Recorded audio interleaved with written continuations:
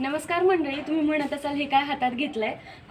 तर हे साबुदाण्याचं झाड आहे, त्याच्या खाली हा कंद निघतो, म्हणजे त्याचे रूट्सच आहेत. जवळपास काय रूट्सच आहेत. तर हे जे रूट्स आहेत ना, ह्याची प्रोसेस करून साबुदाणा बनवलं जातं पुढे. ह्याला आपण डायरेक्टली सुद्धा खाऊ शकतो, हे मला कळालं आहे. आणि नॅचरल गोष्टी त्यांच्या ओरिजिनल फॉर्ममध्ये खाल्ल्या तर त्याचा त्रास होत नाही, हे आपल्याला माहीत असतं. तर हे काकू आहेत ज्यांच्या इथलं हे झाड आहे, ते आपल्याला दाखवतील की हे कसं कट करतात, ह्याची भाजी बनवली जाते. तर हे वरची साल काढतात ते. आप निकाल के बताएंगे एक बार.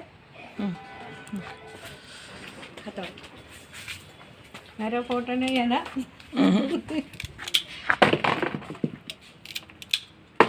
फिर ये निकालने का। और इसका फिर अभी सब्जी बनाने का है ना. एक मिनट। सब्जी नहीं, वो रतालू कैसा पकाते हैं ऐसा पका। अच्छा, फिर उकळून आप आपण लोग ये टेस्ट सा बनाते हैं ना,